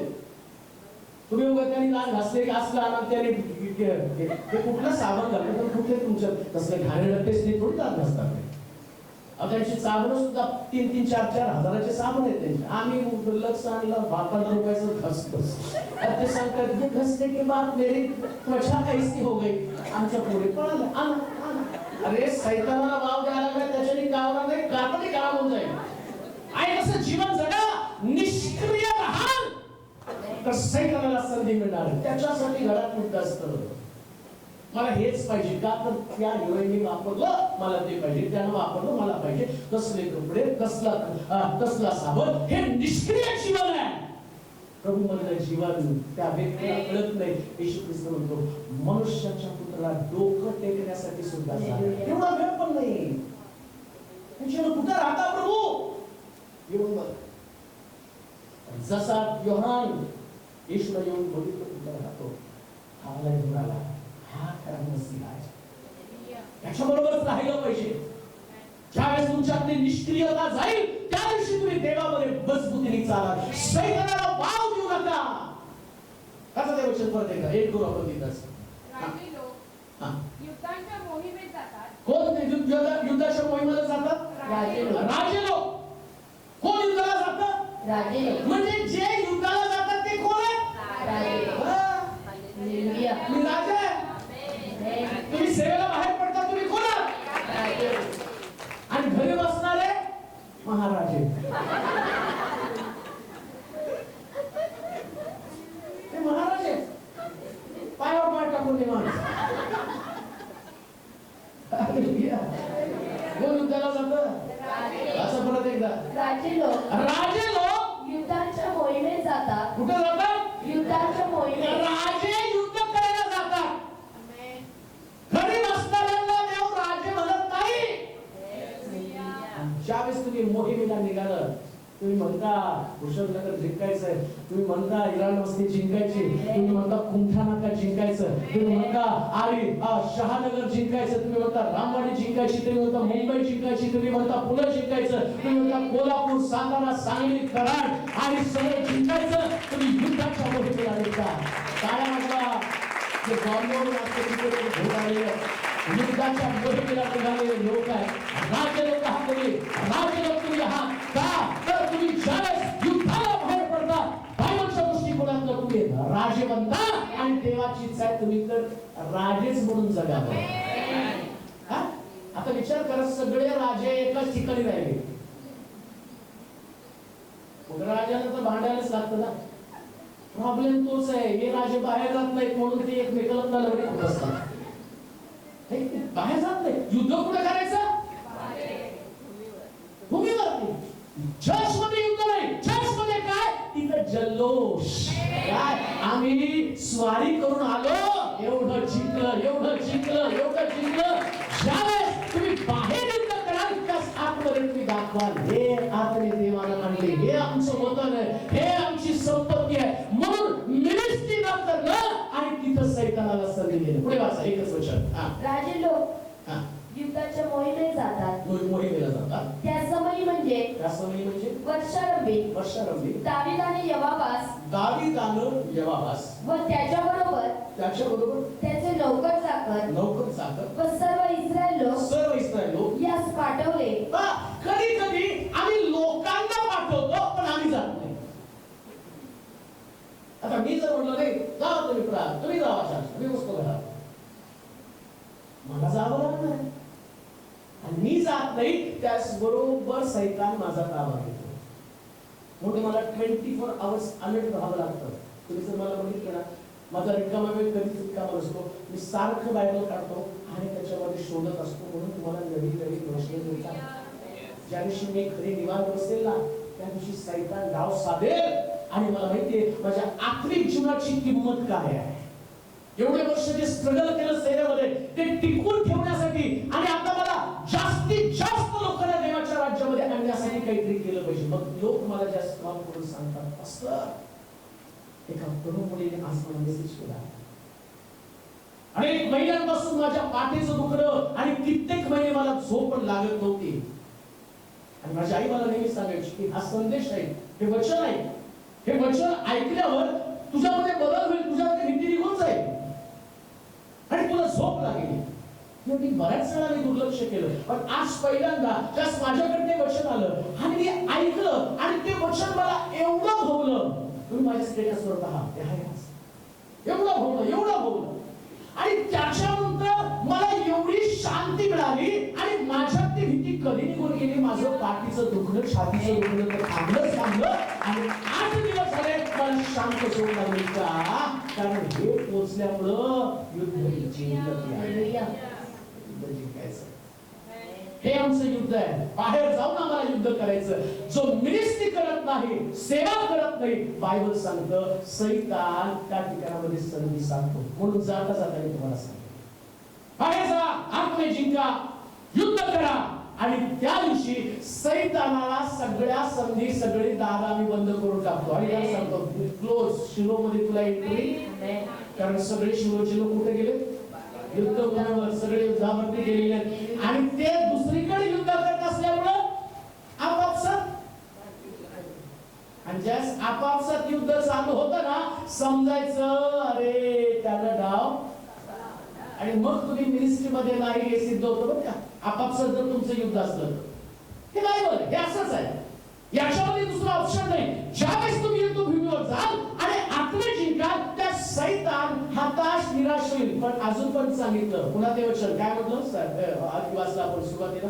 येशूने त्याला उत्तर दिलं, परमेश्वर जो तुझा देव, परमेश्वर जो तुझा देव, त्याची परीक्षा पाहू नकोस असे सांगितले आहे. असे सांगितलं आहे. मग सैतान सर्व परीक्षा संपवून तो संधी मिळेपर्यंत परत तो काय करणार आहे? म्हणजे तो सोडणार नाही तुमचं पिच्छा. आम्ही म्हणलं छोडेगा हे देवाविषयी ऐकतो, तो पण सोडणार नाही. म्हणून आम्हाला अलर्ट राहायचं आणि देवाच्या सेवेमध्ये कार्य करायचं. देवापाशी करू, आपल्या जागेवर करून आपले डोळे बंद करूया, आपल्या मानावर झुकूया. देवाचे वचन आपल्याकडे आलेले आहे. त्यांना आमची भेटी घेतली. सावध होऊया. गरज लागल्यास सिंहासारखा कोणाला आवड, कोणाला गिळावं म्हणून टपलेला आहे. परंतु आता आम्ही जाग होऊया त्यासाठी की त्याचं वर्चस्व आमच्यावर होऊ नये, तर आम्हीच त्याच्यावरती विजय मिळवा. देवाच्या वचनाला प्रतिसाद देऊ आणि करून सर्व बंद होऊया. माझ्या जीवनामध्ये मी त्याला कधीच थारा देणार. एक चर्च म्हणून, मंडळी म्हणून आपण निर्णय घेऊया. आमचं युद्ध बाहेर असेल, आमचं युद्ध गावांमध्ये, खेड्यांमध्ये, गल्ल्यांमध्ये असेल. आमचा निर्णय असेल हे परिमाण एका कल्लीपणाने सोडणार नाही. सगळ्याला जिंकणार. जिंकणं याच ध्येयानं माझा जन्म झाला. देवाला मला जगामध्ये यासाठी पाठवलं की मी जिंकावं. हे सर्व समर्थ देवा तुझ्या लोकांना तुझ्या साथीला आज तुझ्या लोकांचा ताबा तुझी प्रभूची विचारसरणी बदलली सगळे. तो गरज लागल्यास यासारखा कोणाला खावं, कोणाला गिळावं करते. तुझे लोक या नात्याने तुझ्या समोर काम करू शकतो. फार सुद्धा आमच्या होत्या. कित्येक वेळा अनेक दिवस आम्ही राम सुद्धा धरून बसतो. तुझ्या वचनात वापर पाप करू. परिवार म्हणून आम्ही त्याच गोष्टी करतो. मंडळी म्हणून आम्ही त्याच गोष्टी करतो. जर तो आमच्या जीवनात, आमच्या मंडळीत, आमच्या परिवारामध्ये शिरला तर तो उद्ध्वस्त केल्याशिवाय रागामुळेच आमच्यातलं आरोग्य निघून गेले, रागामुळेच आमच्यातली बरकत, आमच्यातलं यश निघून गेले. आज आम्ही स्वतःला नम्र करत आहोत आणि क्षमा मागतो का, तर तू येशील आणि सर्व निर्णय करशील. संगीत ऐकणाऱ्या प्रत्येक व्यक्तीसाठी मी करतो, प्रार्थना करतो देवा, त्यांच्यासाठी महत्त्व कर. यानं तुझ्याकडे आलेले असतील, मोठ्या आशेनं तुझ्या समोर बसलेले असतील, परंतु त्यांची प्रार्थना करायला येते. तुझं गौरवी सामर्थ्य त्याचा अनुभव करायला येते. त्यांच्या घरातल्या अडचणी, व्यवसायातल्या अडचणी, शरीरातल्या अडचणी, त्या सगळ्यातल्या त्यांना सोड करूची आशेनं त्यांना हर्षित कर आणि त्यांच्याकडनं मोठमोठ्या साक्षी घे. तुला गौरव, तुला महिमा, तुला सन्मान, तुला आदर येशूच्या नावात मी प्रार्थना केली म्हणून करतो. आमेन. आता देवबापाची पूजा, प्रवेश कृष्णाची पूजा, पवित्र आत्म्याची सर्वांना तुम्हा सर्वांबरोबर आता आणि शास्त्र